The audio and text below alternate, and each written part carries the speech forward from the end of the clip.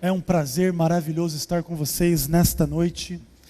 Domingo, dia de culto evangelístico, dia de ouvir a palavra de Deus, dia de louvar o nome do Senhor e de crescermos no conhecimento e na graça de Jesus Cristo. Você quer que troque de microfone aqui? É melhor? Ok? Você vai acertar aí? Então tá bom. Vamos abrir a nossa Bíblia, meus irmãos. Zacarias capítulo 2. Enquanto você abre a sua Bíblia, deixe-me me apresentar. A maioria de vocês talvez me conheça, alguns talvez não conheçam. Meu nome é Ezequiel Gomes, eu sou pastor da Rádio Novo Tempo e estou com o privilégio hoje de abrir a Bíblia para vos guiar no conhecimento e na graça de Jesus. O título do meu sermão essa noite é assim: Um muro de fogo. E Zacarias capítulo 2 é um texto que me chama muito a atenção e que eu acho muito interessante. E enquanto você abre aí a sua Bíblia, não sei se a maioria, vejo que alguns ainda estão abrindo, estão procurando onde é que é o livro de Zacarias. De fato é um livro que a gente não estuda muito. E a gente perde muito por não estudar o livro de Zacarias. Eu particularmente já preguei vários sermões sobre este livro, especialmente sobre o capítulo 3, sobre o capítulo 8. E o capítulo 2 é um também dos que eu acho mais interessantes neste livro, que é um livro de um dos profetas menores, daqueles que escreveram um pouquinho menos, diferente assim de Isaías, Jeremias, Ezequiel, que foram profetas que escreveram muita coisa. O contexto dessa mensagem é o fato de que dia 15 de março de 2015, nós tivemos no Brasil algumas manifestações contra a corrupção. E é muito interessante perceber essa tendência no nosso país, porque em geral as pessoas se manifestam contra a corrupção no governo ou nos outros, mas não faz muito sentido, parece, a gente de alguma forma se manifestar contra a nossa corrupção. Parece que a corrupção é sempre algo externo a nós, e se a gente não mora em Brasília, nós não somos afetados por ela. Ou se nós não fazemos isso ou aquilo que os outros fazem, então nós não somos afetados por essa corrupção. Ou pelo menos não contra a corrupção que nos incomoda. E talvez as nossas corrupções não nos incomodem tanto. E sabe que essa tendência que a gente tem visto no Brasil em direção a um possível caos é uma questão interessante, que mexe um pouquinho com a nossa sensação de segurança, ou melhor, revela a nossa sensação de insegurança. Instabilidade política, que tem tudo a ver com instabilidade econômica, e viver tudo isso no olho do furacão não é algo fácil, não é algo simples. E sabe que a imagem do muro é a imagem daquilo que nos protege dos ataques externos, naturalmente o muro, especialmente nas cidades antigas, simbolizava esta proteção, sem a qual nós ficamos mais vulneráveis aos ataques que vêm de fora.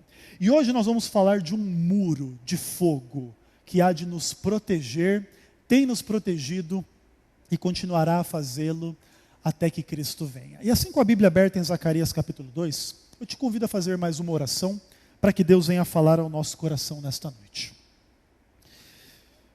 Senhor Deus eterno, maravilhoso e querido, em nome de Jesus Cristo, muito obrigado pelo privilégio de termos a Tua palavra em nossas mãos nesta noite. Fala ao nosso coração, Pai, com poder, e seja este muro de fogo ao nosso redor. Oramos em nome de Jesus. Amém. Zacarias capítulo 2, nós vamos ler inicialmente os versos 1 a 5. A palavra de Deus diz assim: Tornei a levantar os olhos e vi, e eis um homem que tinha na mão um cordel de medir. Então perguntei: Para onde vais tu? Ele me respondeu: Medir Jerusalém, para ver qual a sua largura e qual o seu comprimento. Eis que saiu o anjo que falava comigo, e outro anjo lhe saiu ao encontro, e lhe disse: Corre, fala a este jovem, Jerusalém será habitada como as aldeias sem muros, por causa da multidão de homens e animais que haverá nela. Pois eu lhe serei, diz o Senhor, um muro de fogo em redor, e eu mesmo, no meio dela, a sua glória.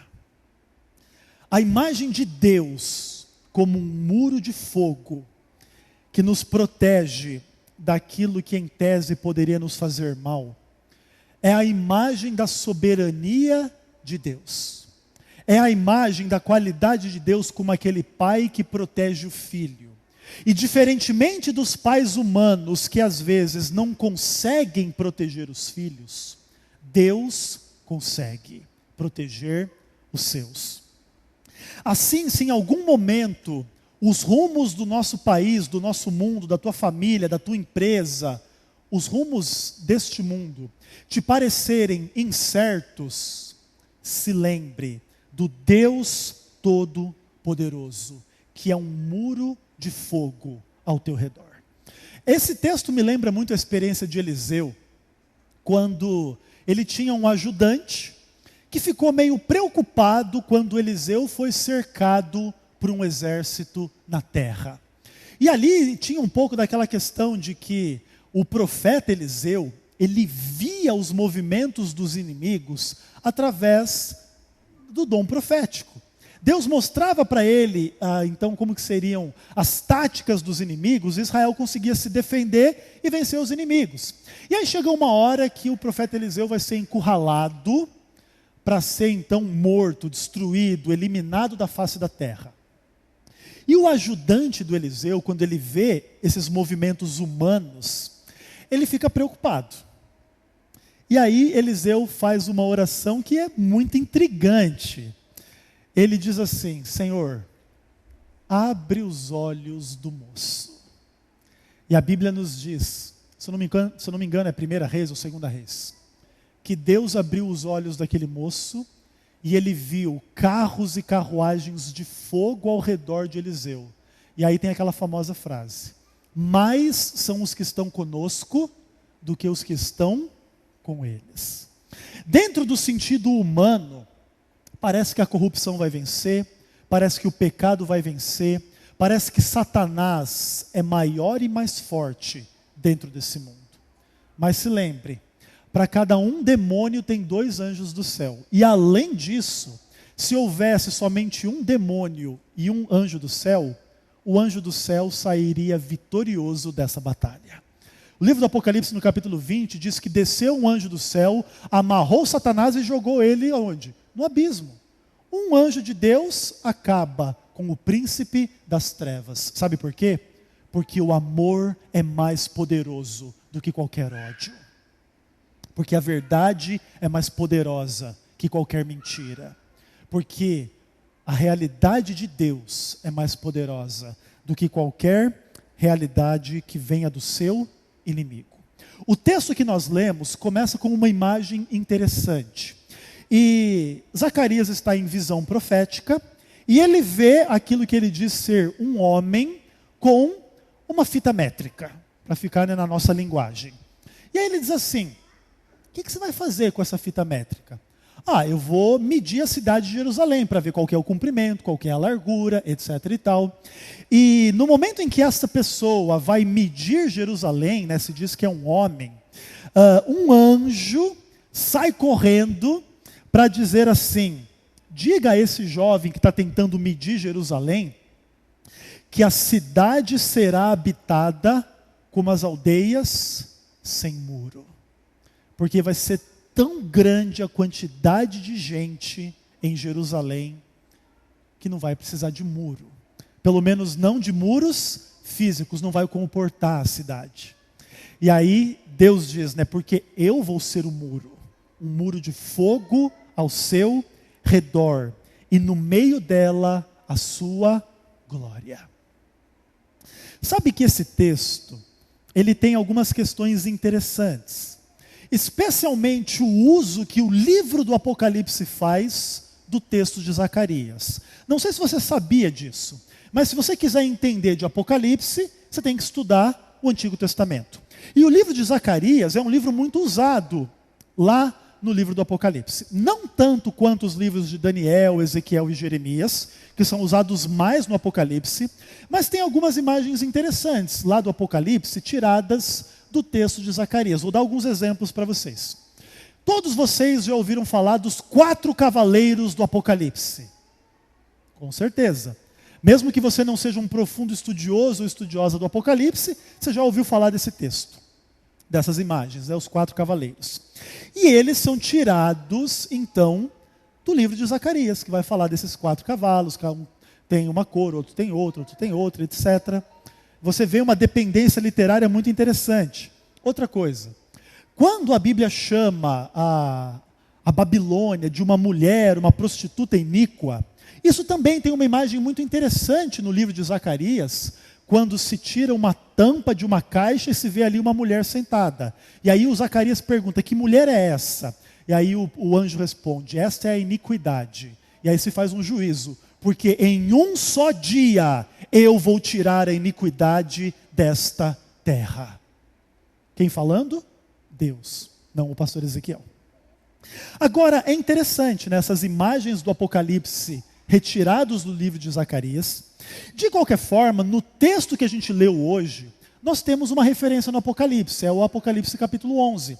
Quando se fala ali que ele iria então estender o cordel para medir Jerusalém, para deixar o pátio de fora e etc. E existe uma questão muito interessante no livro do Apocalipse, que é a ideia do seguinte, da quantidade de pessoas que serão salvas.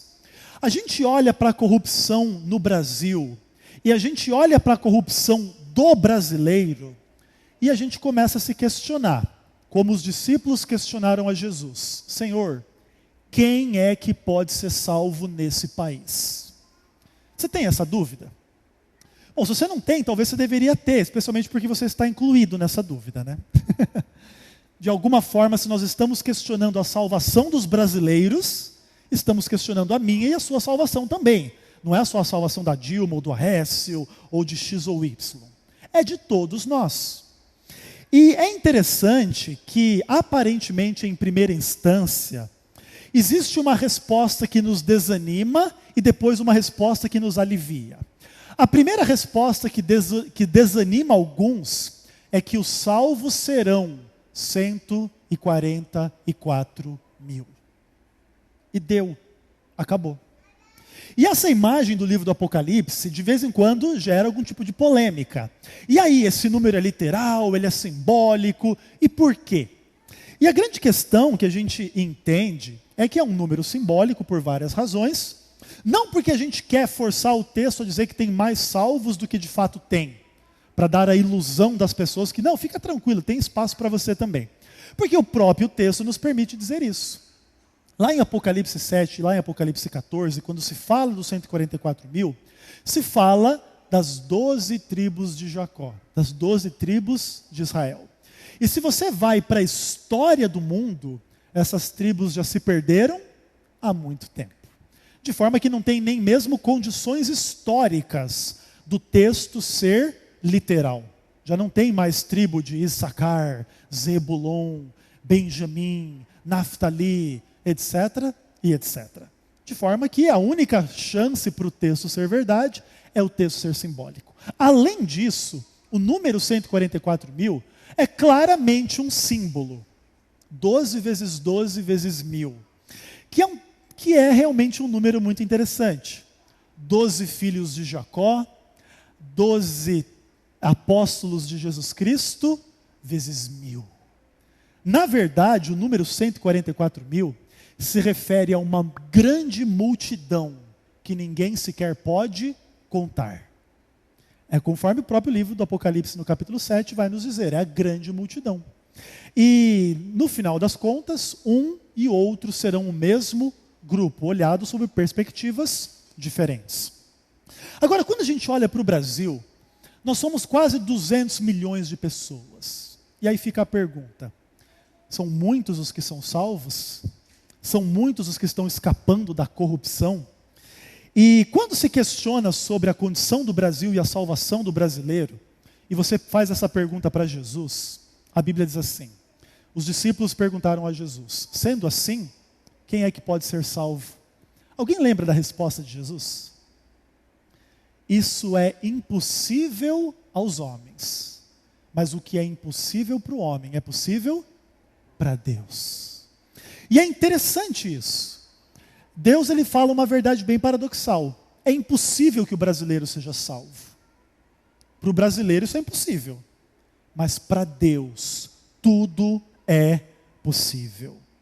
E aqui, Deus toma o assunto nas suas mãos. Eu serei um muro de fogo para te proteger daquilo que você não tem proteção. Porque se Deus não proteger, em vão estão aí atentos os sentinelas. E aqui Deus diz: eu mesmo serei um muro de fogo ao teu redor.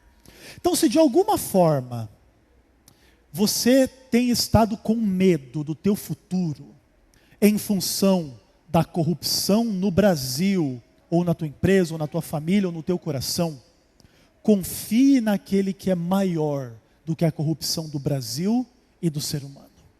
Confie na obra e graça de Jesus Cristo, porque Ele é um muro de fogo ao nosso redor.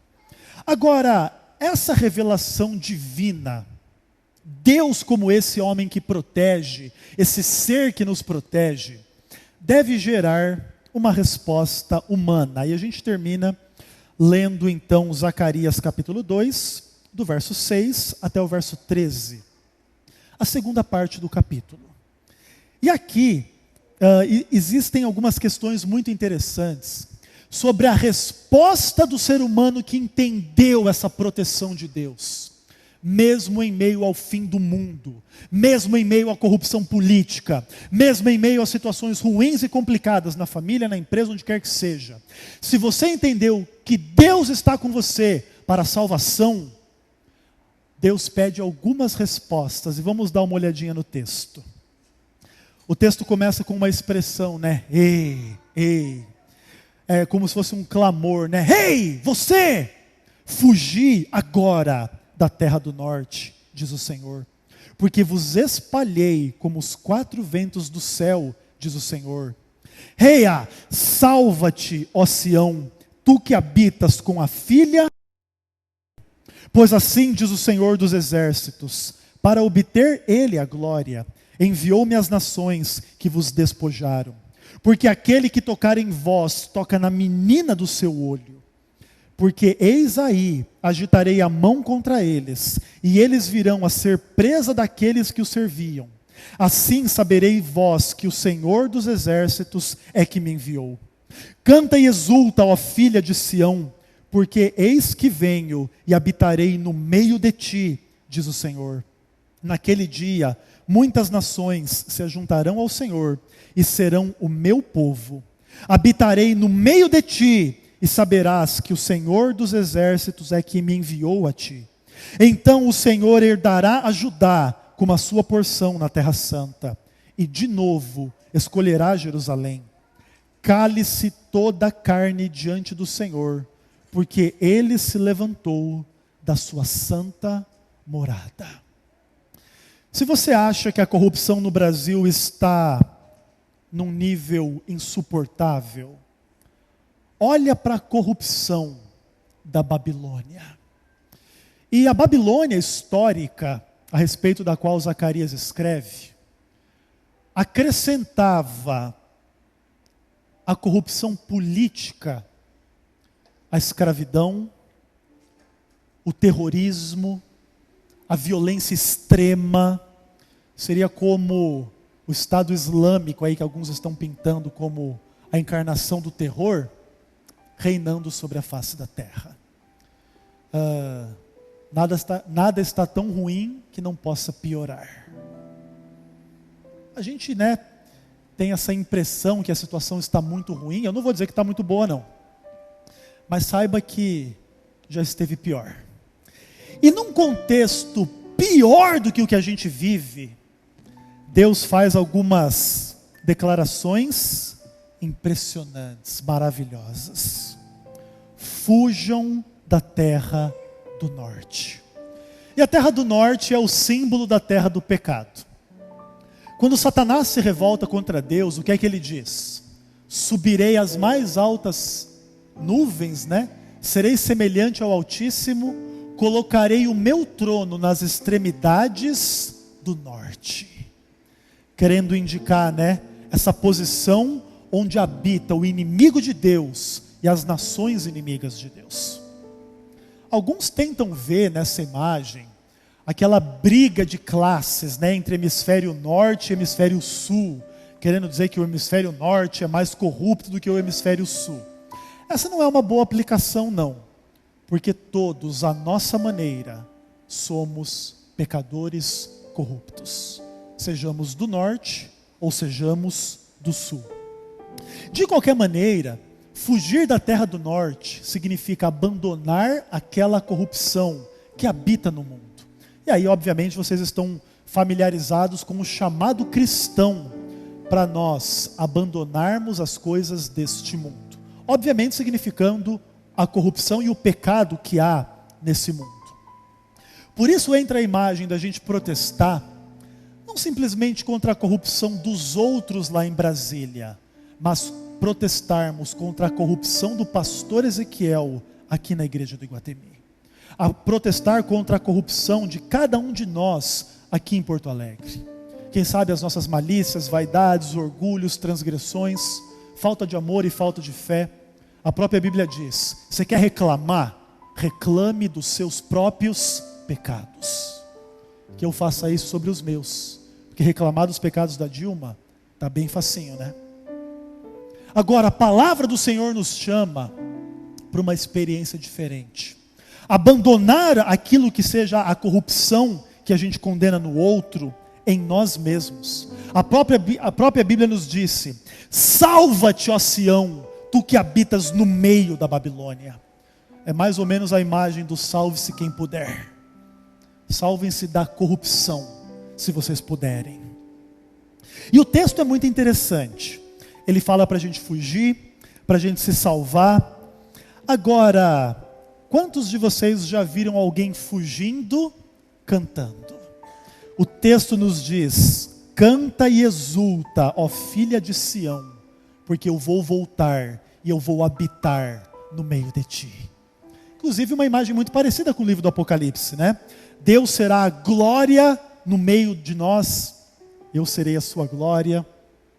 Ele vai voltar, ele vai habitar no meio de ti. Eu lembro, né, de Apocalipse 21, verso 3. E Deus mesmo estará com eles. Coisa fantástica, maravilhosa. E para a gente cantar e exultar, mesmo em meio ao fim do mundo. O livro do Apocalipse fala dos 144 mil, louvando a Deus antes que caiam as últimas pragas, cantando vitória antes da guerra.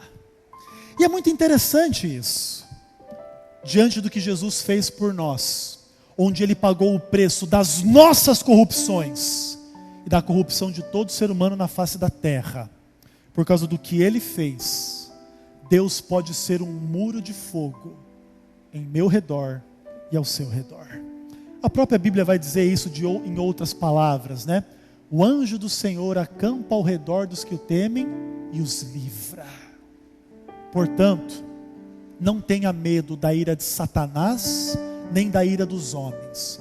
Não tenha medo do fim do mundo, porque seja o que for e seja onde for, este muro de fogo estará ao teu redor. Não pelo teu merecimento, não porque você é melhor do que ninguém, mas porque Ele te escolheu para conhecer a verdade e para aceitar a verdade. E a verdade é a pessoa de Jesus Cristo. Que Ele seja aquele que nos protege como um muro de fogo ao nosso redor. O texto termina dizendo: cale-se toda a terra diante dele. E essa noite nós poderemos calar o nosso coração. Calar o nosso coração das ansiedades, preocupações, medos que o mundo impõe sobre nós, por causa da economia, por causa da Dilma, por causa de não sei o quê. Tudo isso faz parte de um plano orquestrado para que você tema pela sua vida, se incline ao poder do dinheiro e mais cedo ou mais tarde receba uma marca sem a qual você não compra ou não vende. Mas o que nos importa na vida não é comprar ou vender. O que nos importa na vida é seguir o Cordeiro onde quer que Ele for. E enquanto nós estivermos com Ele, Ele estará conosco. O meu apelo essa noite é para que você entenda essa pessoa maravilhosa de Deus como um muro de fogo ao seu redor. Como aquele que, se encostar em você, está encostando na pupila dos seus olhos, na menina dos seus olhos. Você é precioso e preciosa para Deus, não por merecimento algum, mas por causa de um amor infinito e incompreensível da parte de Deus para com os seres humanos. E se você se sente com medo dos rumos desse país, dos rumos da tua vida, da tua família, do teu trabalho, sei lá do que, você vai poder ter uma experiência nessa noite, de cantar para Deus e dizer: Senhor, seja esse muro de fogo ao redor da minha vida. Cerca os meus filhos, a minha família, o meu trabalho, porque a minha vida não depende de Dilma, não depende de Aécio, não depende de forma política, não depende de nada, depende do Senhor. Traz-me junto a Ti, meu Senhor. Seja esse muro de fogo ao meu redor. E se você deseja assim orar e entregar o seu medo, a sua ansiedade, o seu problema nas mãos do Senhor, para que Ele venha a ser esse muro de fogo ao teu redor, enquanto a gente canta e louva o nome do Senhor, você poderá se colocar aqui à frente comigo e louvarmos juntos este hino: Traz-me junto a Ti.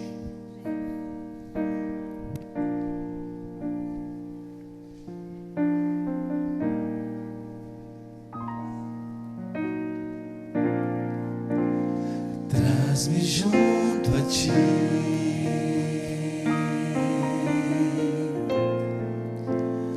não me deixes ir,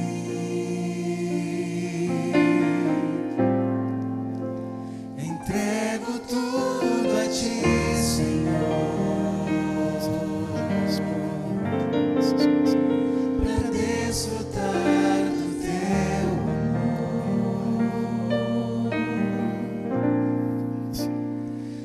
És meu bem-querer,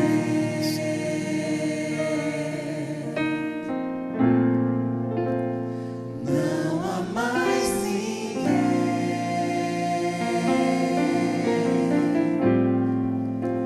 pois nada posso comparar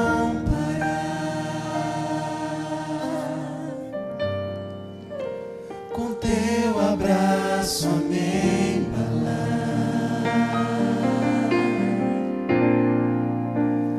Guia-me, Senhor, traz-me junto a Ti,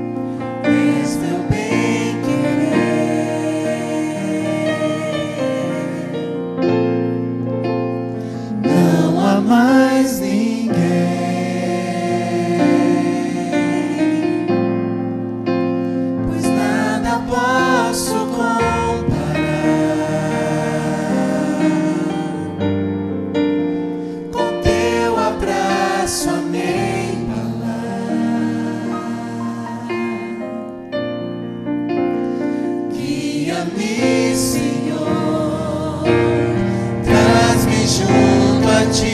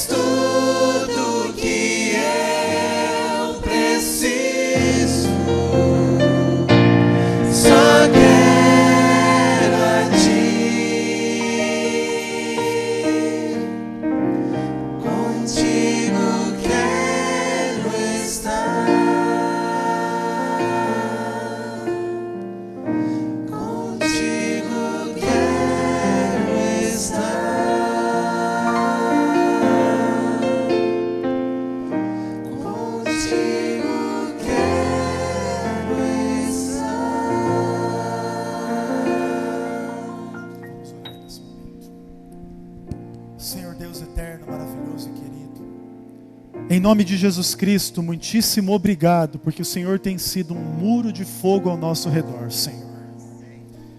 Muitas vezes nos sentimos com medo neste mundo, Pai.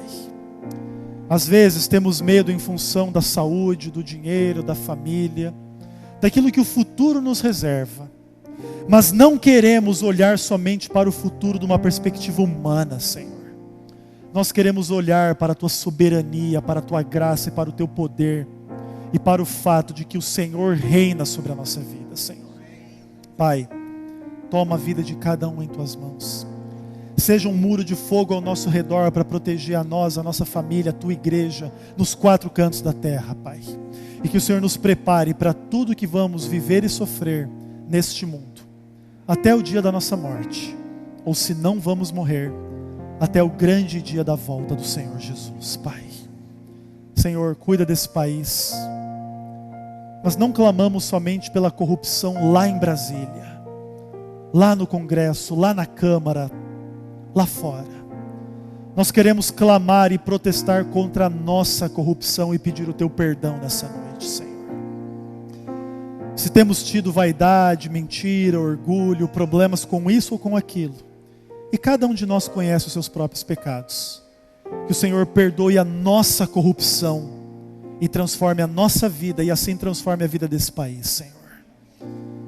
Senhor, tem misericórdia dos governantes desse país.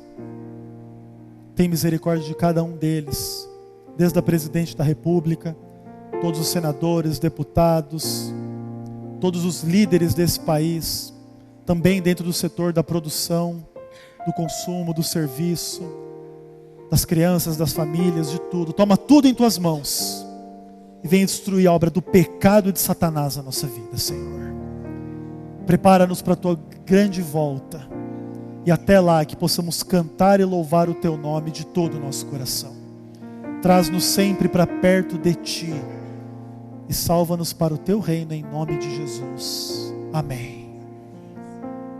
Que o Senhor Jesus venha abençoar a cada um de vocês nessa noite e todas as noites da sua vida.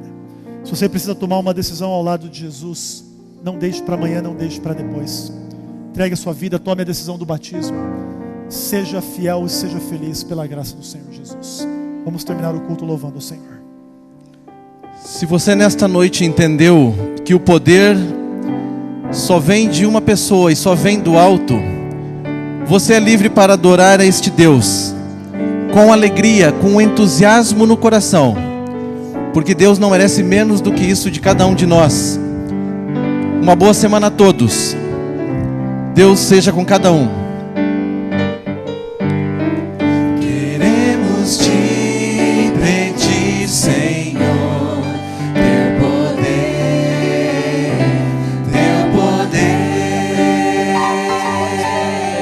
Só há um meio de vencer,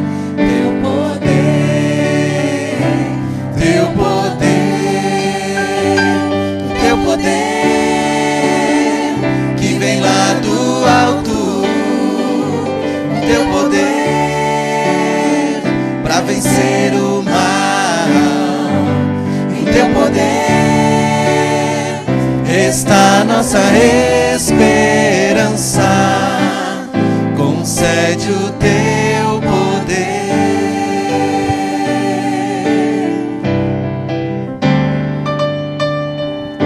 Estamos tão cansados, Pai, dá poder, nos dá poder. Revive o nosso coração, dá poder, nos dá poder, o teu poder que vem lá do alto, o teu poder para vencer o mal. Em teu poder está nossa esperança, concede o teu poder que vem lá do alto, o teu poder para vencer o mal. Em teu poder está nossa esperança, concede o teu poder, concede o teu poder.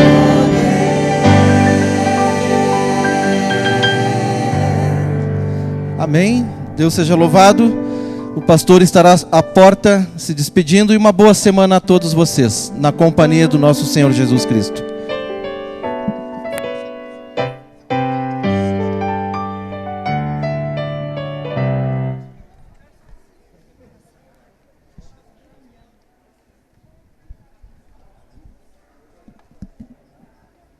Não dá chance.